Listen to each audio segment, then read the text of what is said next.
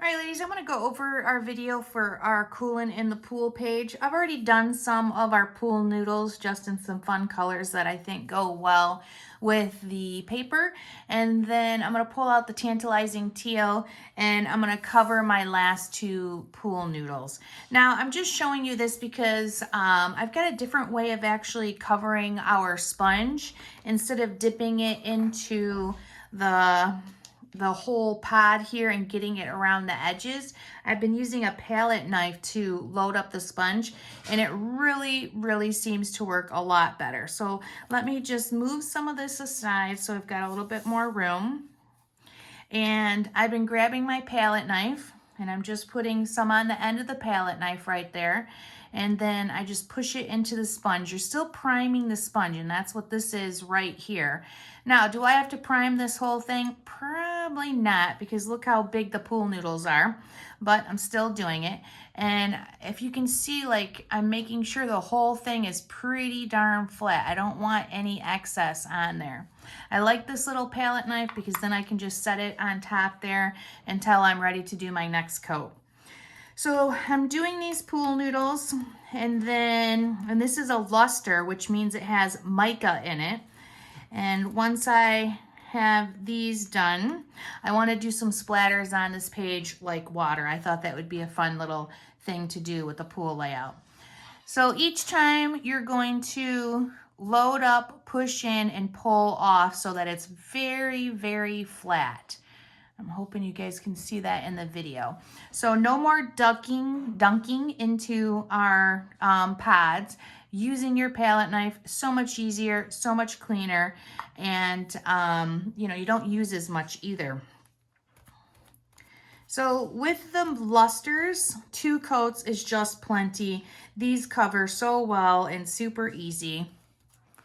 So that looks good. I like that. And now I'm just going to set this aside because really that's what I wanted to show you guys, was how to load up your sponge, and then we're going to do the splatter.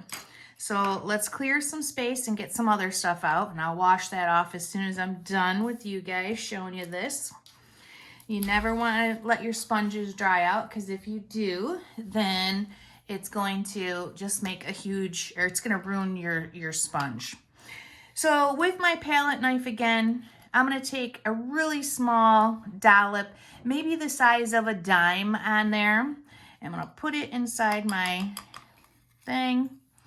I've got out my, my fan brush because we're going to do some water drops. So I can set that aside. I'm just going to mix it up with you guys, and then we'll go through. So right now, again, I'm using the tantalizing teal. We've used this color before. I really like it. And I've got my really cool palette out that has the water droppers.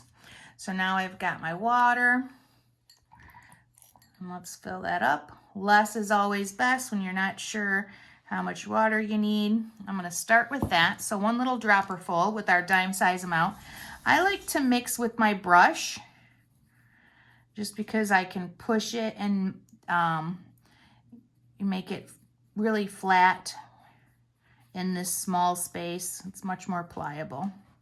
So that is pretty darn thick. So I'm going to add just a smidge of water, not much, just a little bit. So I'm going to grab my dropper again and just add a little bit more. So it's a little, every time I do this, I want to make sure I don't see the bottom of it, that it's a nice solid color, but you don't want it too thick. I want to get those really nice drops when I hit my brush.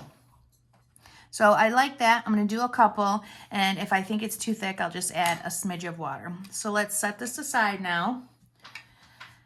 Let's move some things around here. I've got a lot going on my table today. I'm actually finishing up our May layouts. So now I'm going to grab some extra scrap pieces of white, and I'm going to cover up my photo mats as the best I can so I don't get those all messy.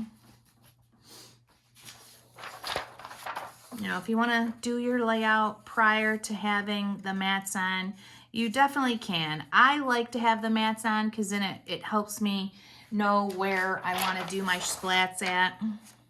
So I don't mind, you know, covering them up with some scrap paper. This is a pretty big mat here, so I'm going to set it on there and just do some folding. Doesn't have to be perfect. All right, that looks good. I've got a good base, covered up my mat so I don't make too big of a mess.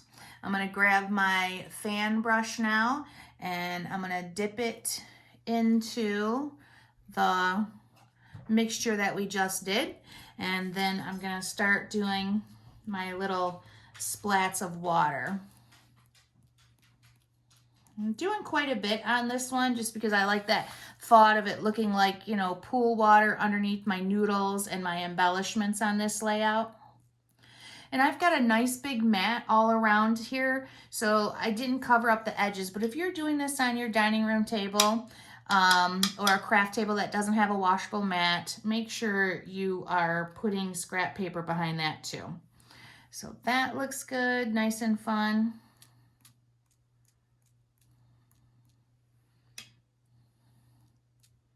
And I think, oop, look at that, I just moved it, of course. I think my mixture is really good. And that is plenty for me. So let's take it off.